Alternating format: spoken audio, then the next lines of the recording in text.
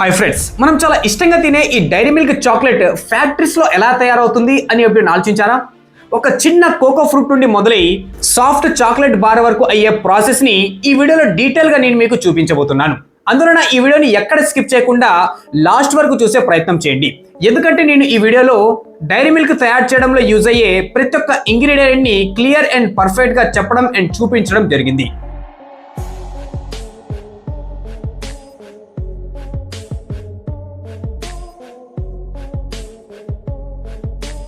అసలు చాక్లెట్ యొక్క తయారీలో ముఖ్యమైన స్టెప్ వచ్చి కోకో ఫ్రూట్ హార్వెస్టింగ్. ఇందులో కోకో చెట్టు నుండి కోకో ఫ్రూట్ ని సేకరిస్తారు. చెప్పడం మర్చిపోయినా ఈ కోకో ఫ్రూట్ యొక్క చెట్టు అనేది ఎక్కువగా ఆఫ్రికా, దక్షిణ అమెరికా అండ్ ఇండియా లాంటి వేడి ప్రదేశాల్లో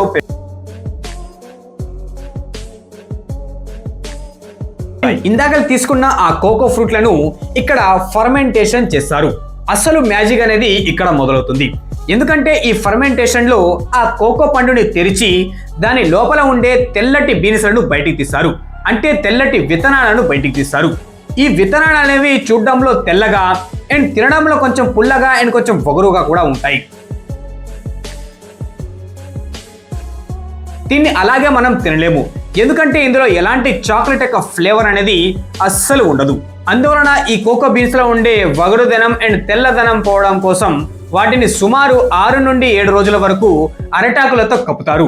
ఈ క్రమంలోనే వాటి రంగు అండ్ రుచి అండ్ చాక్లెట్ యొక్క కొంచెం ఫ్లేవర్ అనేది యాడ్ అవుతుంది. ఇక తర్వాత కంప్లీట్ గా 7 రోజులు ఫెర్మెంట్ అయిన తర్వాత దాన్ని డ్రై చేస్తారు. ఈ క్రమంలో వాటిలో ఉన్న తేమ అనేది తొలగిపోతుంది. ఆ తర్వాత ఎలాగైతే అవి డ్రై అవుతాయో వాటిని వెంటనే ఫ్యాక్టరీస్ కి తరలిస్తారు.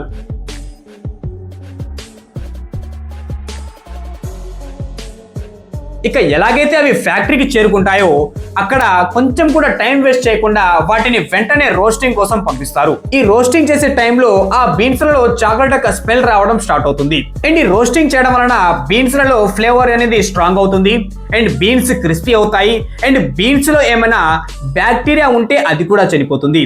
అండ్ ఇక్కడ నుండి చాక్లెట్ అనేది దాని అసలు రూపం చూపిస్తుంది. తర్వాతి స్టెప్ వచ్చి గ్రైండింగ్. ఇక్కడ ఆ రోస్ట్ చేసిన ఆ బీన్స్ లను గ్రైండ్ చేస్తారు.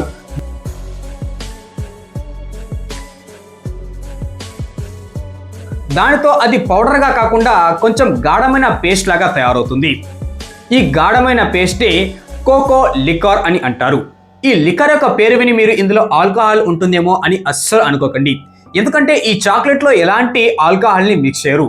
అండ్ ఈ కోకో పేస్ట్ అనేది ప్రతి ఒక్క చాక్లెట్ లో యూజ్ అవుతుంది. ఇది లేకుండా చాక్లెట్ తయారు చేయడం మేబీ ఇంపాసిబుల్ అని చెప్పవచ్చు. ఇక ఆ తర్వాత ఆ కోకో లిక్వర్ ని ఒక మషిన్ లో వేసి దాన్ని 2 భాగాలుగా సపరేట్ చేస్తారు.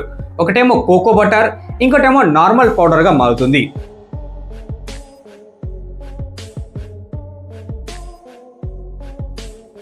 డైరీ మిల్క్ లాంటి మిల్క్ చాక్లెట్లలో ఎక్కువగా ఈ కోకో బటర్ ని యూజ్ చేస్తారు. అందువలన మనం తినే ఈ డైరీ మిల్క్ అనేది చాలా సాఫ్ట్ అండ్ స్మూత్ గా ఉంటుంది.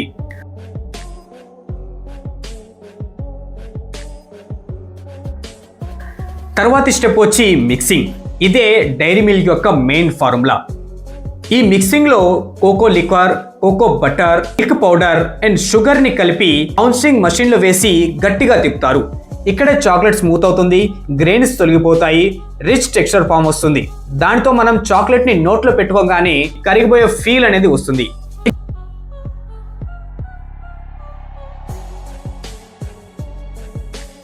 ఇక చాక్లెట్ పేస్ట్ ని టెంపరింగ్ అండ్ మోల్డింగ్ చేస్తారు. అంటే ఆ చాక్లెట్ యొక్క పేస్ట్ ని కంట్రోల్ టెంపరేచర్ లో చల్లబరుస్తారు.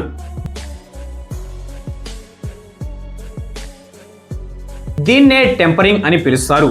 ఇక ఆ తర్వాత ఆ చాక్లెట్ యొక్క పేస్ట్ ని మోల్డ్స్ లలో వేసి డైరీ మిల్క్ చాక్లెట్ యొక్క షేప్ ని ఇస్తారు.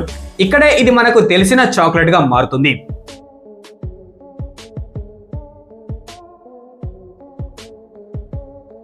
Friends, last and final step వచ్చి ప్యాకేజింగ్ అండ్ క్వాలిటీ చెకింగ్. ఇక్కడ కొన్ని ఆటోమేటిక్ మెషిన్స్ అనేవి ఆ చాక్లెట్ యొక్క బార్స్ లను ప్యాక్ చేస్తాయి.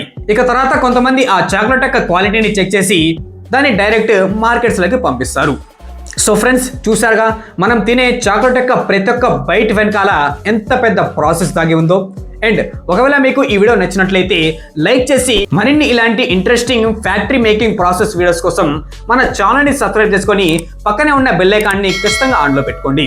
అండ్ మర్చిపోకుండా మీకు ఇష్టమైన చాక్లెట్ ఏదో కమెంట్ బాక్స్లో ఖచ్చితంగా తెలియజేయండి. మళ్ళీ ఇంకొక కొత్త ఆసక్తికరమైన వీడియోతో కలుద్దాం. అప్పటి వరకు బాయ్.